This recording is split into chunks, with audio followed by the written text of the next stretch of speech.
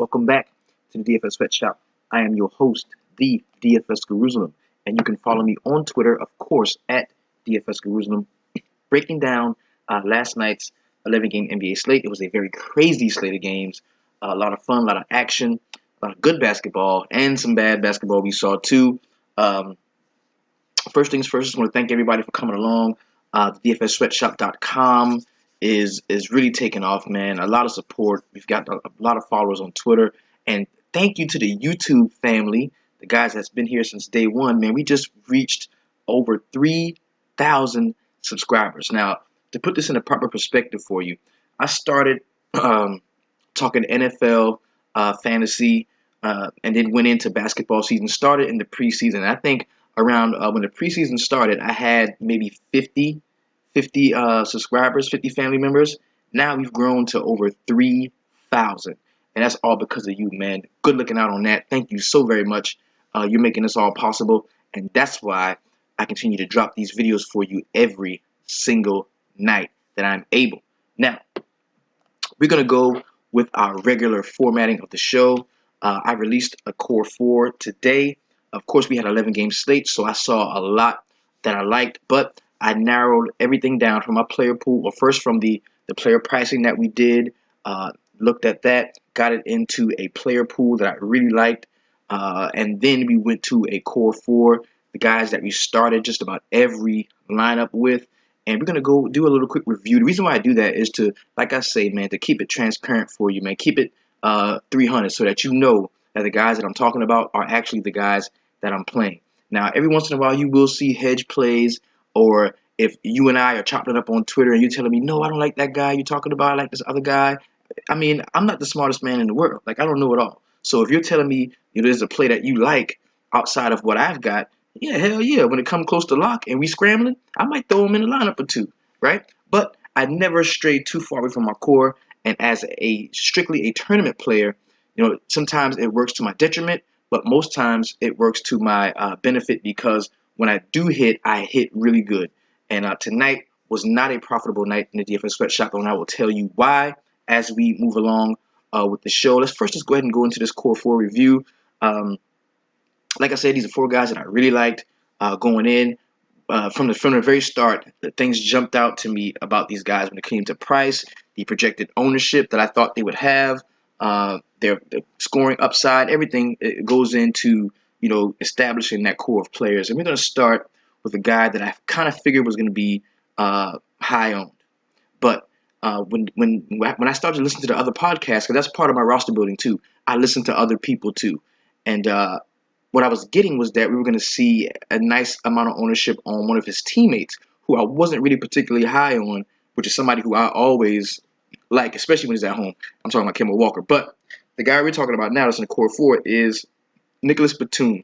At 7.8K, he was 22% owned, really high ownership on an 11-game slate.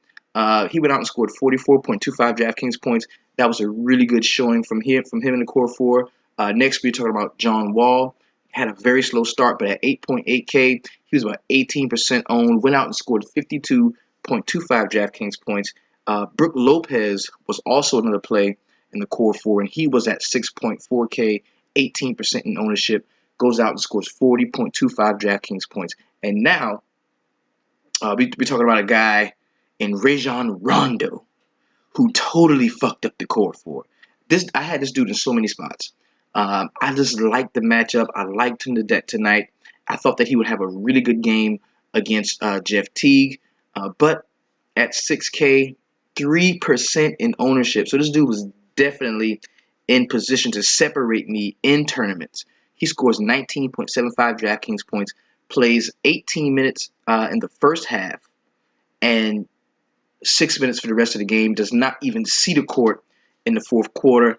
And the most frustrating thing about this is at halftime, he's got 18 points. He's halfway to the 6x value that I projected for him. I projected him to score around 37 DraftKings points. He's halfway there at the half, and we just don't see him again in the second half. And I mean, who's to blame? Coaching? Him? Did they get into something? I don't know what the fuck happened, but I know he fucked up all the lineups. And he was very close to being a snowflake. Very close to being the snowflake of the night. But this projected score that I had for this core four was 174 DraftKings points. 6x value with these four players combined should have brought me back 174 DraftKings points. However, they got 156.5 DraftKings points. I was minus 17.5, and that is very unacceptable. When I'm dealing with my core four, my core guys, that's unacceptable. That's damn near a whole roster spot. Like, this dude didn't play in the second half. Just didn't play. And that was horrible. That was horrible. Fucked up the night. Luckily, I was able to recoup, a little more than half of my buy-in back, so it wasn't a total loss. Because me, as a tournament player, that's what I do. Either I win big or I lose. Rarely do I like get a little bit of my money back or make a little something. Either I win or I lose. I'm a tournament player. That's just how I rock. I don't play cash games. I don't play head-to-heads. Strictly tournaments. The closest I'm gonna get to a cash game is a single entry GPP.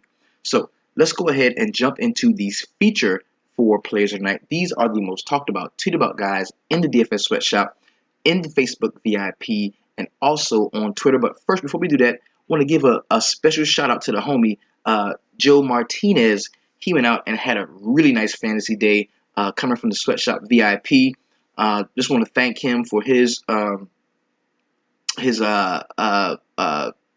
vigor and just being a part of the sweatshop, always in there chopping it up, talking to everybody, asking questions, and he's getting better as a DFS player, man, and that's wonderful to see.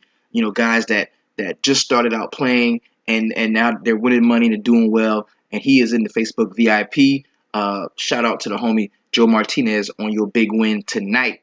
Let's go ahead and jump into the feature four plays. We're going to start with a who dat. Scoring all them points over there, player of the night. This is going to Dragon Bender at 0.08% owned. This dude wasn't even 1% owned. He goes out at 3K minimum, the bare minimum salary. 41.25 DraftKings points. If you had this dude in your roster, there is no doubt in my mind he brought you, if not close to the cash line, he brought you over the cash line. That was an awesome play if you did get him in your lineups. The next guy I'm going to talk about is the how did I miss that play of the night. Now, this is going to go to a guy who many of us, especially in the DFS sweatshop, we like this dude. This dude has been a part of us winning, especially recently. And for some reason, maybe it was being in a late game, maybe it was the fact that he was going up against DeAndre Jordan, which we kind of didn't. How did we miss that? How did we not get that this Clipper team without Chris Paul, without Blake Griffin, without just a guy with a high basketball IQ handling the ball up top? How do we not remember that this Clipper team is a bad team without these guys? And the Denver Nuggets going up against a bad team in the LA Clippers, we're going to do well. That's just something that we did not get. We all missed that in the sweatshop. If you could have stacked Will Barton, Gallinari, and Jokic and been damn near halfway to 300 for the cheap. So we missed on that, but we won't miss again. How did I miss that play tonight? Goes to Nikola Jokic at 8% owned, 6K flat, goes out and scores 50 DraftKings points. Excellent game from him. The next play is going to be the heat check play tonight, and this guy has won this award twice. This is a really good play and a really good player. This dude is making a believer out of me. We're talking about none other than Otto Porter, man. At 11% owned, goes out 5.3K in salary, very cheap, hits 10x plus, 54.75 DraftKings points. Damn near led all scorers on the night in daily fantasy, especially on DraftKings. This dude had an awesome, excellent game, really good game we saw from Otto Porter. Now, he was in our player pool, in our spreadsheets, had him in a lineup with Rajon Rondo's snowflake ass. So out of 10 lines, 13 lines total, including the main slate, including the later slates, because I was tilting, so I threw 3 lineups in the later slate. I only had him in one lineup. That's why we've got to stick close to the core, man. And our player pool is a player pool for a reason. Maurice, get it through your head. Use the players in the pool. That's why we go through the projections and we make these things. But it got away from me tonight. It happens. I am human, just as you. We're going to move on. We're going to learn from these mistakes, and we are going to capitalize on our next opportunity. Now, we get to a point in the show where we have to talk about that one motherfucker. And I'm mad at this one motherfucker just for the simple fact that I was so ready to make Rajon Rondo the snowflake of the night. But this one motherfucker, you fucked that up. You couldn't even play well enough to let me give the snowflake award to another motherfucker who I had on my mind with your snowflake ass. How the fuck you gonna go out priced all the way up 7.6K, 16% ownership, and score 15 DraftKings points? Wait a minute, how the fuck your ownership is higher than your DraftKings score? Let that shit sink in for a minute. What the fuck? Jeff Teague. George Teague. Because I used to call you George at first. George Teague. You a motherfucking snowflake with your snowflake ass. Sorry, son of a bitch. How the fuck? Your ownership was higher than your DraftKings points, bruh. Get your shit together. And let's get on with the rest of the show. Now, what I'm going to do, we're going to go ahead and jump to my very best DraftKings lineup. And I do this just as a point of reference. And I need to see that I can do well sometime. Now, I did not hit the 300 club tonight. Will not be getting in there. They stopped me at the door. But we're going to go ahead and check out my very best DraftKings lineup. I'm going to give you a quick insight onto my roster building. Now, remember, I've got Rajon Rondo with his snowflake ass in like a ton of my lineups. So this is one of the ones he just didn't sneak his old sorry ass way into. Let's go ahead and jump into it. Now, we all know I talk about it a lot when it comes to the actual roster building process when it comes to the core four, because 4 players is just 4 players. You need 8. And if you really want to get the details, you can visit the website at dfssweatshop.com, and that's going to really show you. But just to give you a quick overview without talking about it too much, we all know it's 8-man roster in DraftKings. My core 4 is my 4 guys I really like. We need 4 more guys. So I use 2 guys that's going to be chalk plays, industry chalk plays. I listen to other podcasts, see what people are talking about, gauge the temperature of the room, understand that, these 2 guys, there's a few guys that everybody's going to be on chalk. Well, I picked the 2 plays I like the most out of that pool of chalk plays that the industry gives me through other podcasts, other sites, the major sites, the small blogs, everything, all the information that I compile during the day about outside entities. And I picked 2 of those plays that I really like. A lot of them are misdirection. One major site in particular puts out this little 6-pack of players every day. And the guys that he had in the 6-pack, with the exception of maybe one of them, were all shit plays. They were all shit plays. And then you go to the same site's website where they have the players projected, and the same guys that they're talking about, they have projected low. So they're projecting these guys low on their site, but when they're doing the videos, they're telling you how much they love these guys. Misdirection. That's why we don't fuck with them. So the other 2 guys, because we already talked about the core 4, then we talked about the industry giving us 2 plays. Now the NBA is going to give us 2 plays through injury, suspension, things of that nature. Like case in point, the NBA gave us Kevin Love. Oh, LeBron is out. Kevin Love is in. So they gave us Kevin Love. That was a good play. The NBA also gave us Raymond Felton. Oh, Chris Paul is out. Felton is in play. Crawford is in play. And it's up to us to look at those plays the NBA gives us and then choose 2 that we really like. That is how I build my 8-man rosters, every one. So let's go ahead and jump into this roster real quick. This was the core 4 lineup at first. You can see we got John Wall here. We got Nicholas Batum. Now, I was not big on Kemba Walker, but I did want another piece of this game. I thought that this Brooklyn Nets and Charlotte Hornets game was going to be a decent game with a fair amount of fantasy scoring. I didn't think it was going to be as high scoring points-wise as it was, but I did think it would be a nice game as far as fantasy points were concerned. So this lineup started out with John Wall, Nicholas Batum, Rajon Rondo, and of course Brook Lopez at the center. But what I did was I saw a lot of people were talking about Mason Plumlee. A lot of people were talking about him, and they also said that he may not have a high ownership. So I said, you know what, I'm gonna jump on that. I like Mason Plumlee here, so I went down from Brook Lopez to Mason Plumlee. CJ McCollum was another chalk play that we had today because the NBA gave us that through injury. through injury. We knew that not McCollum. We knew that Dame Lillard was going to be out. We could get McCollum in there. Now I wanted to get a couple pieces of the Charlotte game, like I was telling you. So I had Nicholas Batum, Jeremy Lamb, and Marvin Williams. Now another play that I really liked that was initially in the core four, but I took him out and put John Wall in was Kyle Lowry. I was high on Kyle Lowry. I liked him in that matchup. Thought I wouldn't see a high ownership on him, and he really didn't. He was only 8% owned in most GPPs, and he had a decent game. Went out and scored 44.75 DraftKings points. All just about hit that 6x value for us. Montrezl Harrell was another one. We know Clint Capella's out. Montrezl Harrell is in play. 22.25 DraftKings points for him, not bad. Jeremy Lamb, we talked about him on last night's show because we knew that Marco Bellinelli was going to be out. So there was a lot of injury slash chalk in this lineup. And this was my very best DraftKings lineup. And it took me to 295 DraftKings points. My best showing did not make the 300 club. But we live to fight another day because our bankroll management is key. I did not go heavily. I did not go all in. Tomorrow, we've got only a 4-game slate. So I would suggest go lightly. Go lightly. Rome wasn't built in a day.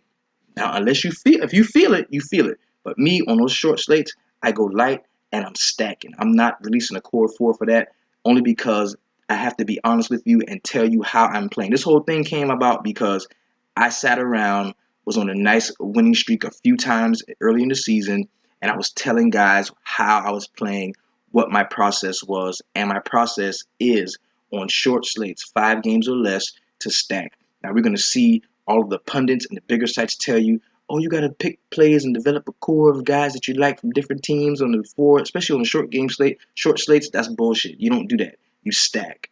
You stack. You find offenses you like. You dig into the point totals. You look at previous matchups. You do all your analytics, and you stack accordingly. So let's go ahead, and we're going to jump into a quick recap of last night's NBA action. And we do this so that we can, of course, see, this whole thing is about information, man. The more information that we have, the better off we'll be. The more solid information, the better off we'll be. So we're gonna jump into a quick recap of last night's game as soon as I get the logo up and ready for you. And if you want that on a t-shirt, we got them now. We got them on t-shirts. We got them on t-shirts and hoodie, white. We need to sell a few more, ship out the order, then we're gonna come out with different colors. So you can find that in the link to this video. We're gonna talk about that at the end of the show. So let's go ahead and jump into the recap of last night's games. We're going to start in Washington, where the Wizards were playing host to the Milwaukee Bucks. Now, this was a really good game for a few players, man. Giannis Antetokounmpo, he did hit 50 DraftKings points, did not get that 6x value because we know the price had gone up on him to about 10.3K. So that means he had to score upwards of almost 70 points in order to meet value. He did not do that, but he did have a decent game nonetheless. 22 points, 12 boards, and 7 assists with a block is what we saw from Giannis Antetokounmpo. Jabari Parker was somebody who I kind of liked a little bit. Didn't have him in a lot of spots. He played 40 minutes, and in those 40 minutes, only had 14 points, 6 boards, and 4 assists to go with 1 block. Not a great game from him. Tony Snell scored 20 real-life points. Get the fuck out of here. 4 rebounds, 1 assist, and 2 steals for him. So a pretty nice game from Matthew Dellavedova at his price point. 30 minutes he played, he had 8 points, 3 rebounds, and 11 assists to go with 2 steals. And Greg Monroe had 16 and 5 to go with 1 assist and 1 steal. We did not see Thonmaker, Miles Plumlee, or Mirza Teledovic in this game. On the Washington side, we talked about the heat check player tonight. Otto Porter, man, had 32 points, 13 rebounds, 1 assist, and 1 block in 41 minutes. Great game from him.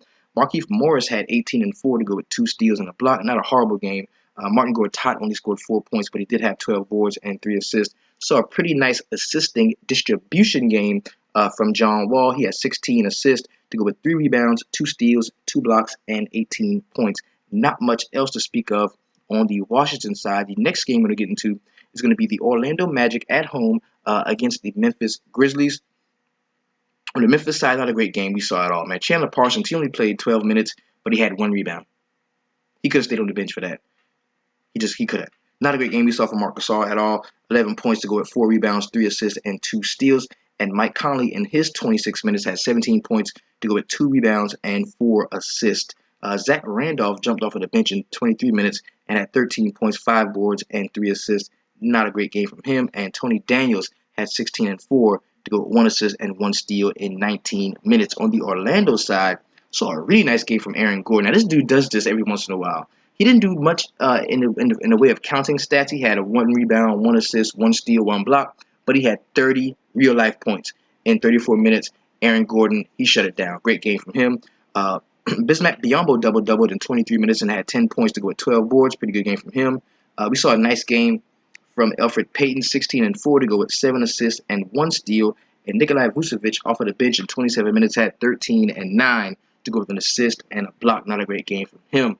The next game we're going to get into is going to be the Brooklyn Nets at home against the Charlotte Hornets. I was praying this game would have went into overtime. It was very close down the stretch and came down to one last-second shot that was knocked down by Randy Foye. On the Charlotte side, MKG, man, there was a point where people were asking me to issue out a death certificate for him. They wanted him to be dead to the sweatshop, but this dude has revived himself during the season. He had 12 points, 10 rebounds, 2 assists, and 2 blocks. Pretty good game we saw from MKG. Nick Batum, we talked about him already. 24 points, 5 boards, 5 assists, and 3 steals. Pretty nice game from him. Jeremy Lamb, the player that I talked about a lot, was 17 and 4 to go with 1 assist and 1 block in his 21 minutes off of the bench. And we also saw a nice game from Cody Zeller. He was 1 board shy of that double-double bonus. He had 15 points and 9 rebounds to go with 2 assists and 1 steal. Pretty good game from him. Kemba Walker, just didn't like him tonight. I just really didn't like Kemba tonight. I just didn't think the matchup was favorable to him. Even though we saw Jeremy Lin go out, I'm still just glad I didn't have a ton of Kemba. He had 15 points and 3 rebounds to go with 6 assists and 2 steals. Not a horrible game, but he snowflaked out though. So Frank Kaminsky had 13 and 5 in his 19 minutes, and Ramon Sessions scored 9 points and had 4 assists in 15 minutes. On the Brooklyn side of the ball, a lot of surprising plays here, man. Brook Lopez was somebody who I was on all day. He had 21 points to go with 5 rebounds and 5 assists and 3 blocks. Sean Kilpatrick, of course, once Jeremy Lin went down, it was Sean Kilpatrick's show. He had 23 points, 5 rebounds, and 4 assists. Pretty good game from him. And Jeremy Lin was playing pretty good. He had 17 points and 4 assists with 2 steals before he left the game. And Bojan Bogdanovic, 26 points, 4 rebounds, 2 assists. Pretty good game from him. Next game we're going to get into is going to be the Detroit Pistons at home against the Cleveland Cavaliers. This was a blowout. They took care of business. They handled it, which they were supposed to do without LeBron James. But we saw a really nice game from Kevin Love. In 25 minutes, he had 17 and 14 to go with an assist, 2 steals, and 1 block. Pretty nice game from him. Kyrie Irving had 18, 5, and 8 assists. Not a great game at his price point, but it wasn't horrible. It didn't kill you if you had him in your lineups. Didn't see much else from the Cleveland side. I mean, Tristan Thompson had 7 points and 10 boards to go with an assist and 1 block. Not a great game from him. On the Detroit side, we saw a nice game from Andre Drummond. He had 17 boards to go with 11 points, 4 assists, and 2 blocks. Decent game from him. John Lure in 27 minutes had 13 and 5 to go with 1 assist and 2 steals. And Tobias Harris had 21 and 6 to go with 4 assists. Pretty nice game from him. KCP got back into the act, shooting kind of hot. In 40 minutes, he had 18 points, 3 rebounds, 3 assists, 3 steals, and 1 block. Pretty nice game from him. And Reggie Jackson in 30 minutes. His minutes are increasing. He's up around 30 minutes, so he's pretty much good to go now. We're gonna see some really good Reggie Jackson games coming down the stretch. 13 points, one rebound, 6 assists, and 1 steal for him. The next game we're gonna get into, it's gonna be the Chicago Bulls at home against the Indiana Pacers. On the Indiana side, not much to really look forward to. We talked about the snowflake of the night, Jeff Teague. He played 23 minutes and had 6 points, 2 rebounds, and 5 assists. Not a good game from him at all. Paul George should not be priced as high as he is. 14 and 3 to go with 8 assists and 1 steal. 16 and 8 we saw from Miles Turner. He also had 2 blocks as well. And Aaron Brooks, man, pretty good game for him going back to Chicago. He played with them the last couple seasons. He had 19 points and 4 rebounds to go with 7 assists and a block. Nice game we saw from Aaron Brooks in 24 minutes. The next game we're going to get into is the New Orleans Pelicans at home against the Dallas Mavericks. I was not very high on this game in general. Just didn't think that we would see. This is one of the lowest point totals going in. Just didn't think that we see that scoring explosion that we need, especially from Anthony Davis. I just didn't think we were going to see a huge game from Anthony Davis. So I didn't have him at all. Harrison Barnes on the other side of the ball had 15 and 7 to go with an assist. Not a good game from him. Dirk Nowitzki played 16 minutes and had 10 and 2 to go with 4 assists. Wesley Matthews 17 and 2 to go with 2 assists and 2 steals in 35 minutes. The only guy that really balled out on this whole team was Deron Williams. He was 1 assist shy of a double-double, had 24 points, 2 rebounds, and 1 steal to go with 9 assists. And Lil Bruh got into the mix a little bit, had 7 assists, a rebound, and 16 points. On the New Orleans Pelicans side, Solomon Hill had a pretty good game, 10 and 7 to go with 2 assists and 1 steal. At his price point, that was pretty decent. Anthony Davis did grab 16 boards and scored 28 points. He had 4 assists to go with 2 blocks, but we didn't see a huge Anthony Davis game, and I didn't think we would either. Drew Holiday, in 35 minutes, only scored 7 points, but he had 3 boards and 11 assists to go with 1 steal. And Langston Galloway had 17 and 2 to go with 2 assists. Pretty decent game for him at that price point. The next game I'm going to get into was where all the fantasy love was. Man, the Houston Rockets at home against the Phoenix Suns. We didn't see like a ton of scoring and great play from the Phoenix starters, but their bench kind of got busy, man. Dragon Bender, the who that's scoring all them points over there player tonight, he had 11 points, 13 boards, 2 assists, and 3 steals to go with 2 blocks in 26 minutes. A lot of that was in scrub love because the game was a blowout. As far as the starters went, we saw a nice game from Eric Bledsoe, 24 and 6 to go with 4 assists and 3 steals. T.J. Warren, man, he let a lot of people down. Everybody was on T.J. Warren today, and he only had 11 points and 4 rebounds, but he did play 31 minutes. That is encouraging coming back off of an injury. So we're going to look to be rostering him again. See, a play like this, his play tonight is not going to affect the price, his price. He didn't play well, and it's not going to affect his price. So he's going to stay cheap for a little while. And if you stick with him, he's going to return. He's going to make a return on that investment because it's going to be so cheap to roster him. Saw a nice game from Brandon Knight off of the bench. He had 21 points and 5 rebounds to go with 1 assist. Pretty good game from him. Alex Lynn in 19 minutes only had 6 rebounds and 6 points to go with 1 steal and 1 block. And Tyson Chandler had 6 and 8 as well. Not a great game from him at all. Devin Booker, he started off very slow, got hot right before the half, and then finished with 16 points, 2 rebounds, and 4 assists and a steal. He was a snowflake. Not a great game we saw from Devin Booker. On the Houston side of the ball, we had a really nice game from Ryan Anderson. He had 15 points, 5 rebounds, 1 assist. Pretty good game from him. James Harden, he played well, but didn't really crush the way you need him to at that 11.4K in salary. 32 points, 5 rebounds, and 12 assists for him. Trevor Ariza had a nice game, 8 points, 10 boards, and 4 assists.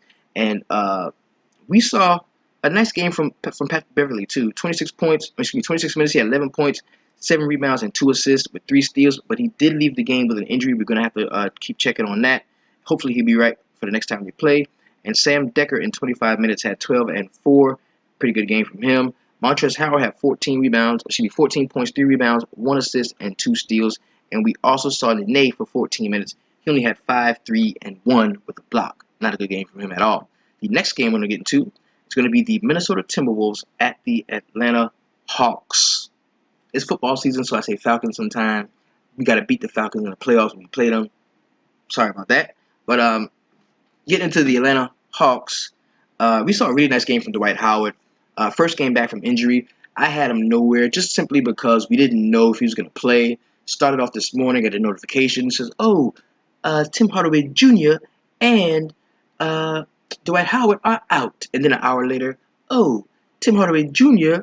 and Dwight Howard are in. So I was like, you know what? Fuck them. I'm not starting either one of them. I just didn't want to deal with the headache of them being in and out and in and out. So that did come back to bite me as Dwight Howard had 20 points, 12 boards, 2 assists, and 2 steals. Pretty nice game from him.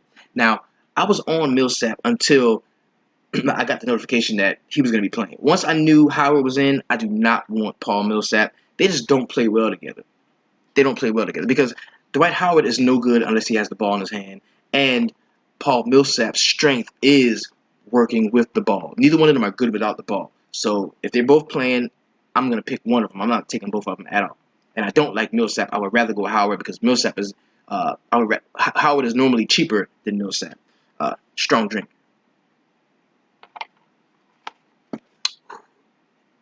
Yes. We saw Stavros have a lotion for 21 minutes. He had 13 and 5 to go with 3 blocks. Kent Bazemore, I will explain to you in his stat line why he is still dead to me. 23 minutes, 2 points, 2 rebounds, 2 assists, 1 steal, 1 block. Dead. Dennis Schroeder, man, he let a lot of guys down. This slate was point guard packed. This was the holy grail of point guard. I mean, I'm talking about every type of point guard that you need. If you're like, I want a guy, a big point guard that can shoot. I want, a point guard that can push the pace and maybe get me a cheap double with assists, 10 points and 10 assists. I mean, I want a big time scoring point guard that's going to drop buckets. There was so many different types of point guards that you could lace your lineups with.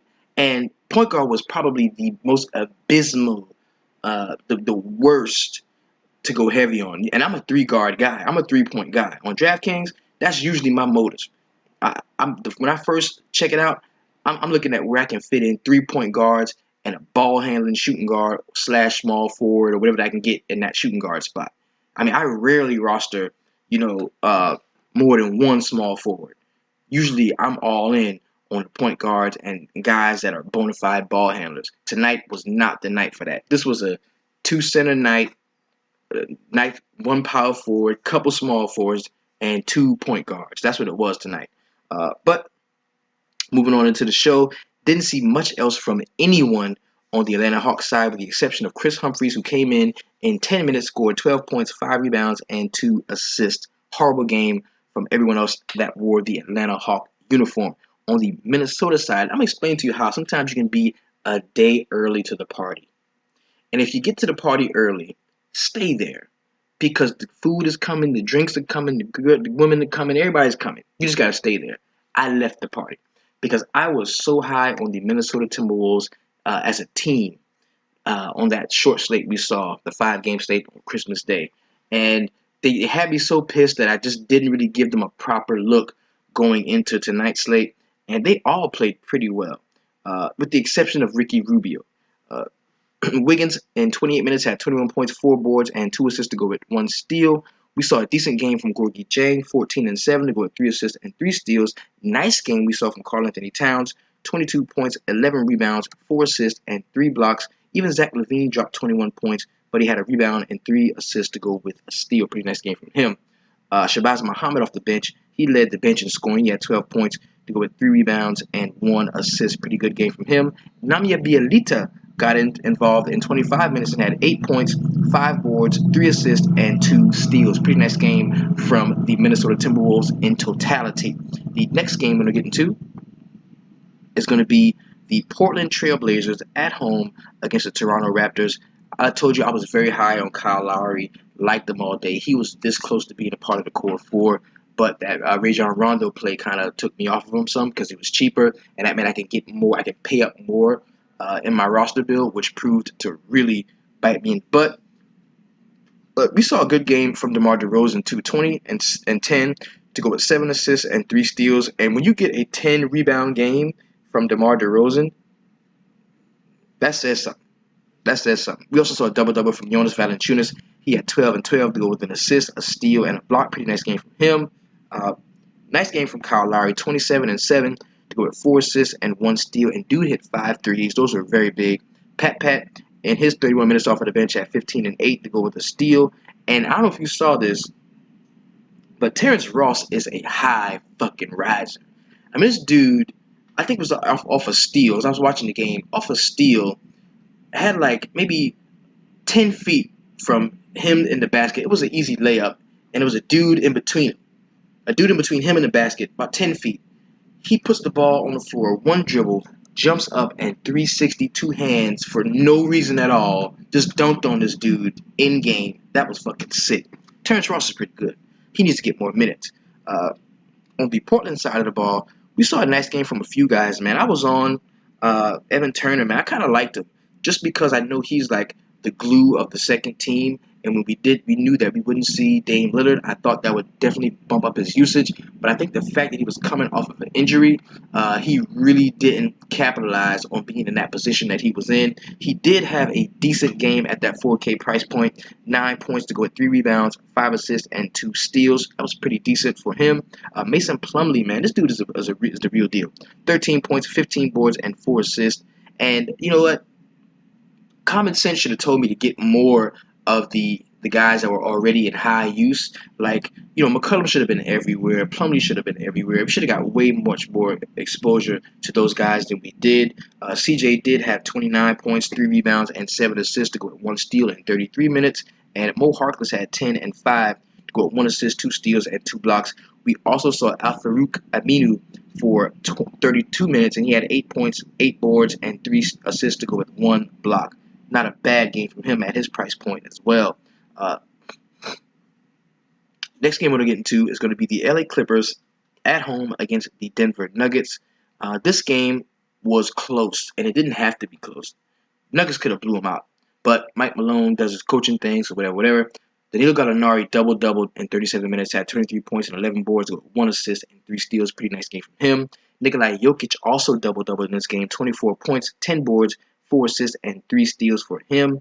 And Kenneth Faried almost double-doubled. He had 8 points, 10 rebounds, 1 assist, 1 steal, and 1 block.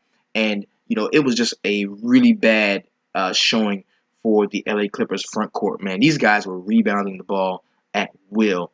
The only guy that really, shitted up the lineups was Wilson Chandler. In 29 minutes, he had 2 points, 4 rebounds, and 3 assists, and was very close to being tonight's snowflake. Not a good game we saw from him. And Will Barton, in 32 minutes, had 23 points, 8 boards, and 6 assists. On the Clippers side, this was one of the most tilting things of the day because, and think about it, the onus is kind of on us because it's not like the Clippers started Raymond Felton the other night, Christmas night, and won the game. Like, they started Raymond Felton and they fucking lost. You know what I mean? So it was only, coaching that would tell us that maybe they're not going to roll out the same exact lineup because they're not used to not having to play with Blake Griffin, without Blake Griffin, without JJ Redick, and without Chris Paul. So it was kind of wishful thinking on our parts when we thought that, oh, they're just going to roll out the same thing. Yeah, they lost without their 3 best players, and they tried this lineup with Ray Felton starting. And they lost. They're going to do it again. Like, it was just wishful thinking on us to think that they were going to do that. We had to know that at some point they were going to change it up a little bit. They're not going to just keep on rolling the same losers out there, right? And that showed tonight because right after lineups locked, we learned that in the later games we were not going to see a starting Raymond Felton, but we would see Wesley Johnson. Now, Wesley Johnson, he played 19 minutes, had 7 and 2 to go with 4 assists and 3 blocks. We did exceed 6x value at that minimum salary price. Luke Mamba Mute in his 32 minutes had 8.7 boards, 1 assist, and 1 block. Saw a really nice game from Jamal Crawford, 24 and 4 to go with 6 assists and 2 steals. And that's what you get from 30 plus minutes of Jamal Crawford. That's what you're going to get from him. Austin Rivers, the coach's son, he led the team in minutes. He played 42 and had 19 points, 3 rebounds, and 5 assists to go with a steal. Pretty good game from him. Raymond Felton didn't have a horrible game. He scored 19 fantasy points, but he did have 10 points, 4 assists, 4 rebounds, and 3 assists. And this dude was like the highest owned player I've seen on the main slate this year. I'm talking about 44% owned in some tournaments. Like, everybody had a piece of Raymond Felton, and he didn't even start the game. Jokes on us with their punk ass with that. The last game on the slate is going to be the Sacramento Kings at home against the Philadelphia 76ers. It was a really good game because we got to see Joel Embiid go up against DeMarcus Cousins again, and he did hold his own. He had a really good game against Boogie. We're going to jump right into that. And this is somebody who I just don't roster because he's on that minutes restriction. But in this game, he did go just over 28 minutes, played 29 minutes. He had 25 points, 8 boards, 1 assist, 2 steals, and 2 blocks. Pretty good game from him. We saw nothing in the way of value for Robert Covington. In 36 minutes, he had 5 points, 6 boards, 1 assist, 2 steals, and 2 blocks. Sergio Rodriguez was a really nice play in this game. He had 18 points, 3 rebounds, 5 assists, and 3 steals. And Ersan Ilyasova off of the bench played 32 minutes and had 17 and 4 to go with 2 assists and 2 steals. Pretty nice game from him. We also saw a nice game from Dario Saric. 26 minutes for him. He had 12 points, 9 boards, 2 assists, and 1 steal on the Sacramento side of the ball. Boogie did not deliver. We didn't have a big Boogie game. I mean, I really thought we were in position to see a really big Boogie game. He had 30 points, 7 rebounds, and 5 assists to go with 3 steals and 2 blocks. Rudy Gay came back off of an injury and had 17 and 9 to go with 2 assists and 1 block. Pretty good game from him. And Ty Lawson had 12 and 4 to go with 4 assists and 2 steals. And there's going to be a funeral today when it comes to the Sacramento Kings. We already know that in the sweatshop there's one headstone already in the sweatshop, and that belongs to the player formerly known as Kent Bazemore, aka He Is Dead to Me. Somebody's gonna be joining him. There's gonna be an adjoining headstone and a plot right next to him, and that's where we're gonna put Darren Collison. You know, for many reasons. Number one, he has chicks. Number two, he fucked my money up. Darren Collison, you're dead to me. It's over. Let's move on. Now that we've recapped last night's games, what we're going to do, we're going to jump into the player pricing for tomorrow. And we do this so we can get a good read on where we're going when it comes to our roster builds. Where are we going when it comes to how much we're going to be spending on each player per position. So let's go ahead and check it out. And remember, tomorrow, we stack it. Fuck what they say. We ain't listening to none of the bullshit they try to tell us. We stack it tomorrow. Because that's what they're going to be doing. They're going to make 150 lineups, pay $4 a piece for them. They're going to invest $600 on 150 lineups. And guess what they all going to be? Stacks. So we're going to make our own stacks too. Because there's only 10% of them. There's the other 90% of people that's like me and you. We the ones who really fund this shit. So let's go ahead and pump fake that we're going to create a lineup. Because I can't make a full lineup on DraftKings. They will sue me because I have 3,000 family members. I think we got some money in the sweatshop now. All right, let's go ahead and jump into it. And we do this so we can get a good read on everybody and see where they're at. We're going to start with, of course, the highest salaried guy on the slate. It's going to be Russ Westbrook at 12.5K, going up against one of the tougher point guard matchups in the league. But if there is anybody that we can ignore DVPs when it comes to him, it's Mr. Westbrook. So we're definitely going to be looking at some Oklahoma City stacks. Once if you're in the Facebook VIP, I'm going to be dropping the stacks and correlations charts and spreadsheets to you. Those are also going to be available to everybody that's subscribed to DFSSweatshop.com. Don't worry, those are coming. We're working on those now. But you can definitely look at an Oklahoma City stack here. We've got James Harden at 11.4K. That's a nice drop down to the next highest guy here. I think Harden is definitely in play. If this was in Houston, I think it would be a blowout. But because this game is going to be in Dallas, I think that they hang around long enough to where we see enough Harden to where it justifies paying up that 11.4K in salary. Hassan Whiteside at 8.7K going up against Oklahoma City. That's going to be a tough matchup for him. But, I mean, Whiteside is Whiteside. He can get off and do him. Gordon Hayward, who I really like at 8K against against the LA Lakers. But the thing is, I'm not going to be stacking too much from this game. I do kind of like a Utah stack. We talk about maybe Shelvin Mack, Gordon Hayward, and Rudy Gobert, but we're going to get to that in just a moment. On the LA Lakers side, not so much. Isaiah Thomas is at 7.9 against Memphis Grizzlies. This game is not in the grindhouse, so I do not have a problem with going up against the first-ranked defense against point guards. Mike Conley has not been playing well. I think he's still kind of hobbled, so we can definitely look to Isaiah Thomas in a Boston stack. Rudy Gobert at 7.7, somebody who I love in a Utah stack. Marc Gasol at 7.2 is in play. We want to attack Boston rebounding. He is definitely in play, but not in a stack, maybe as a one-off. I'm not going to be stacking much from the Memphis side. I'm going to use maybe a play or two as a one-off, but I'm not going to be stacking Memphis tomorrow. Goran Dragic at 7.1 is definitely in play against Oklahoma City. If we're going to be stacking, there's some really good stack options on the Miami side, in this game in general, because this can easily be a game stack. We don't get into that when we get into the point totals. Al Horford at 6.9. That can be, he can be in play. I probably won't have too much of him. If I'm stacking Boston, I probably won't have very much Al Horford involved in that. Mike Conley at 6.4 is definitely in play. Harrison Barnes, 6.3. I like him. Avery Bradley at 5.9 is definitely in play against Tony Allen. I still like him. Julius Randle will probably be one of the only Lakers that I would like tomorrow as a one-off and not in a Lakers stack. Pat Bev, we know we may have some injury news on him too. He left the game. He's questionable. 5.7 for him. Darren Williams at 5.6 is in play, especially if we don't see Patrick Beverly tomorrow. Eric Gordon at 5.5 is in play, definitely. Vic Oladipo should still be out tomorrow. We got Wesley Matthews at 5.4. He is in play. So you're already getting where I'm going with the stack with this. You're already getting it. You're already getting it. It's already coming to you. Jay Crowder at 5.3, somebody who I do not like. I love Justice Winslow-Lamar at 5.3. Ryan Anderson is definitely in play at 5.3. Rodney Hood, yes, at 5.3. He is in play. Luol Deng. Now the fact that what makes me like Luol Deng.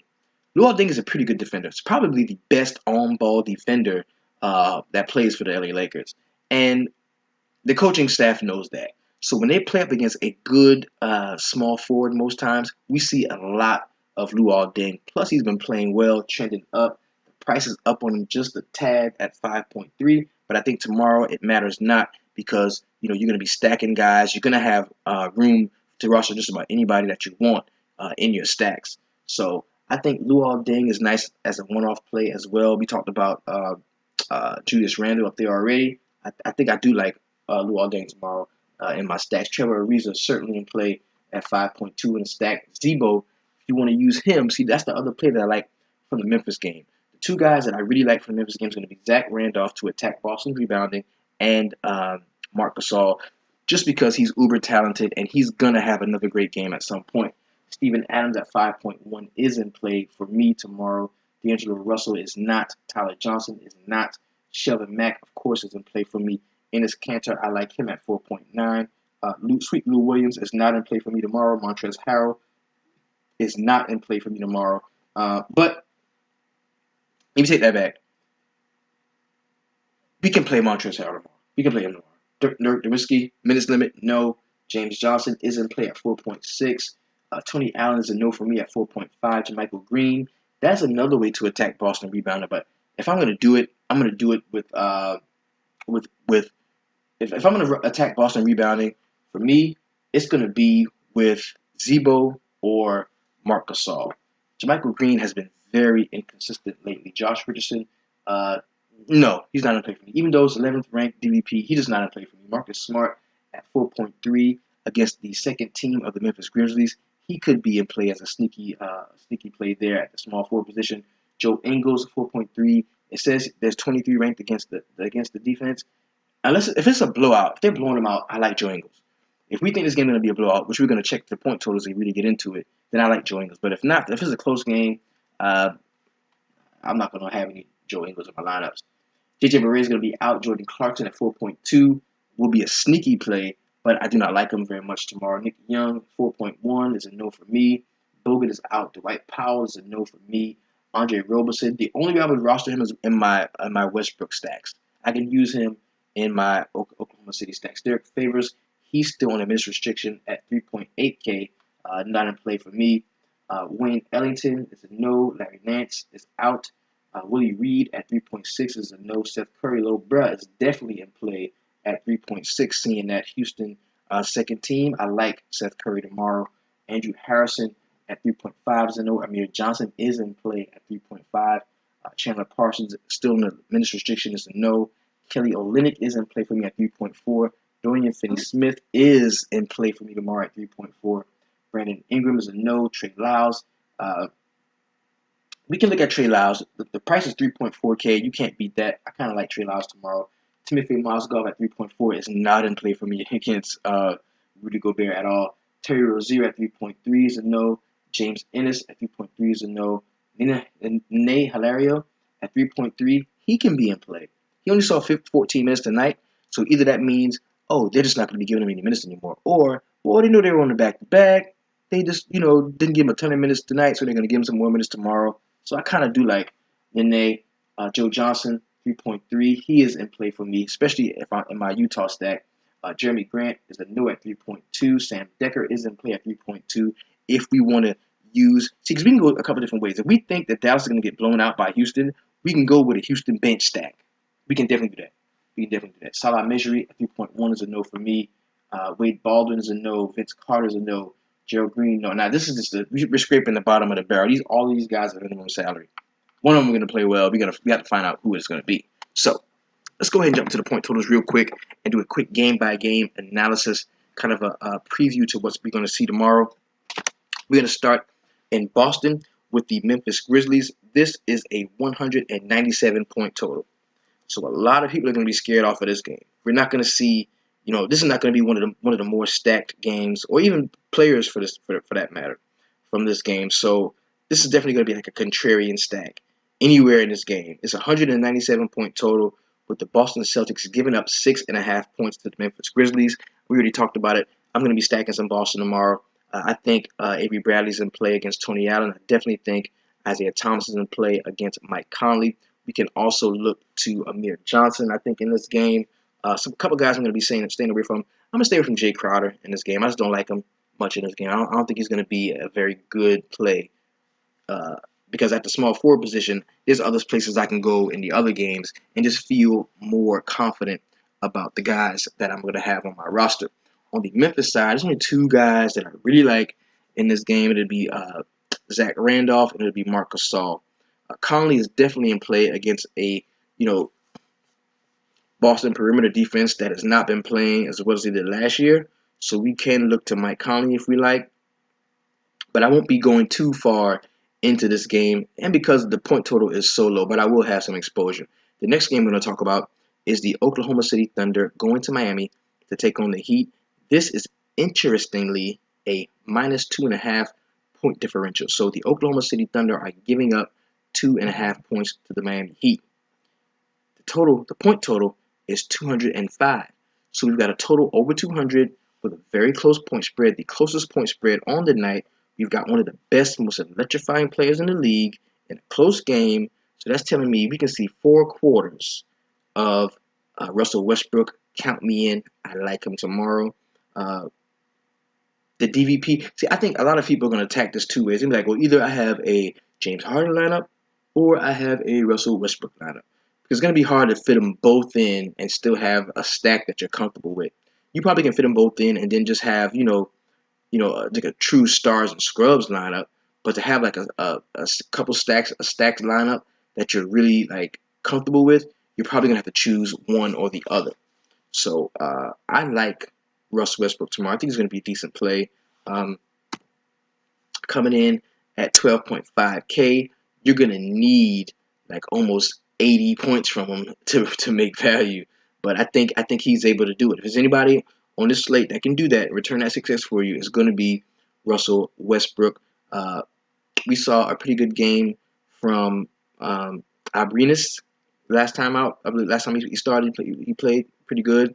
So he's somebody who you can look to. And the salary on him is like 3.1. Like he's very cheap in the salary, so you can look at him too. Roberson is always in play if you're stacking the Oklahoma City Thunder. Now, Enes Kanter is going to be seeing a lot of the second team. He's going to be seeing like Willie Reed and guys like that. I think he can definitely get off against them.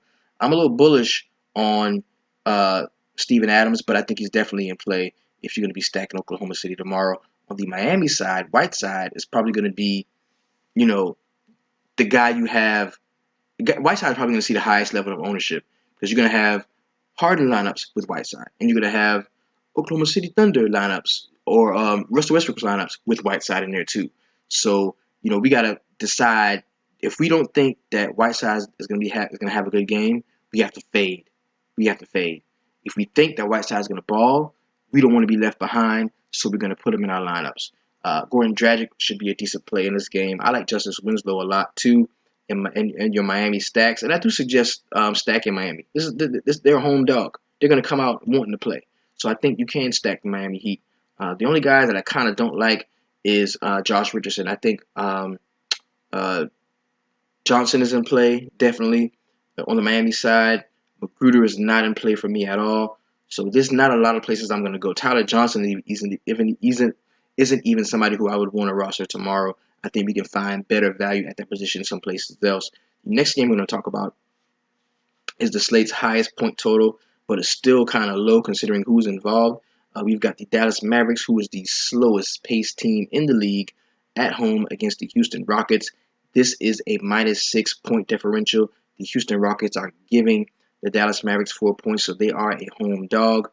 We've got three home dogs on the slate tomorrow, and this is a 208.5 point total.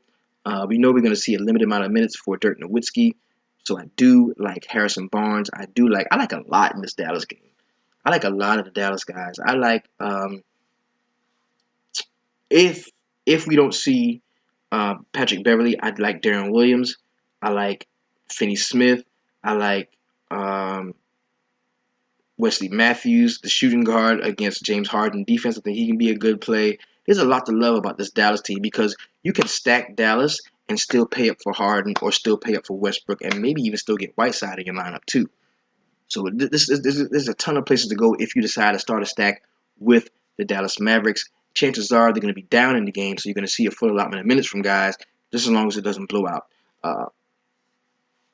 That's where I would go with that. On the Houston side, now if we don't see Patrick Beverly, that means we're going to see Eric Gordon starting. I like him. I like Ariza. I think Ryan Anderson can be in play. Of course, we already talked about James Harden. I don't know how far I would go because there was a slate maybe 2 weeks ago where if you stacked, Capella was still there. If you stacked the Houston starting five, you win all the money. There was a slate just like that a couple weeks ago, and it may be the same. So I'm gonna have a lineup like that as well. I like a lot in this game. This is probably my favorite game to stack when you talk about game stacks, not just team stacks, but game stacks. This is probably my favorite game to stack. The next game I'm going to talk about is the latest game on the slate. It's a 10:30 tip-off. It's a 204-point total, which is pretty good. Anytime you get the Utah Jazz in a point total over 200, that's something to look at. The LA Lakers are at home, and they are a home dog. They are receiving 4.5 points from the Utah Jazz. The strength of the Jazz is going to be, post play because Rudy Gobert, they love to go to him, and I like Rudy Gobert tomorrow. I definitely think that's going to be a game that they win from the inside out. Rudy Gobert doing the dirty work, and then guys like not Joe Johnson, guys like not Rudy Gobert, Gordon Hayward, guys like Rodney Hood knocking down the long range jump shots to kind of go ahead and seal the game. I think there's going to be a really good amount of scoring from those three individuals together. I even like Shelvin Mack because point guards against the LA Lakers don't have a hard time. So I like Shelvin Mack. This can definitely be a four-man stack. Now that I think about it, we can definitely go four deep on the Utah Jazz side. As far as the LA Lakers go, there's not too much to like here. We just talked about it. I like Luol Deng. I like Julius Randle to maybe get some boards down there. And we may be able to look at, either Sweet Lou Williams or Jordan Clarkson. And I think I would go with Clarkson just because he does more. He can do more in the way of peripherals than we might see from Lou Williams. But this has been your DFS Jerusalem. Tomorrow is only a 4-game slate, but we've got a whopping 1, 2, 3, 4, 5, 6, 7, 8. Oh man, we got a nice 10-game slate coming up on Wednesday. So if you're not really comfortable with a 4-game slate, my advice to you would be to play lightly. We do 10% of our of our complete bankroll and use that as our buy-in nightly. If we don't like the slate or we're not very comfortable with it, we may drop down to 5% or not even play at all. A great deal of this is being comfortable with the guys you're playing, being comfortable in your contest. This is your money you're spending. If you're not comfortable spending your money, don't spend it. Right? That's my advice to you. Like I said, this is your DFS Jerusalem. You can follow me on Twitter at DFS Jerusalem. Signing off for the night. Just want to thank you for your support of the show. If you'd like to further support the show, that box over there, click that. It says support the show. It will definitely take you to a place where you can do that. You can visit the website at www.dfssweatshop.com. If you want to cop that DFS Sweatshop swag, get you looking lovely while you're in the 300 Club, there's a link at the bottom of the video. It will take you straight there. Thank you so much. Be on the lookout for my core 4 coming up for the 10-game slate on Wednesday. Tomorrow I'm going to be dropping my stack sheets. That's what we're going to go through all of the stacks and the different possibilities when it comes to roster building and roster construction as far as stacks go, because that's what we do on these short slates. We are stacking. Again, thank you so much for your support. And remember, in DFS Sweatshop, Our goal is to always keep it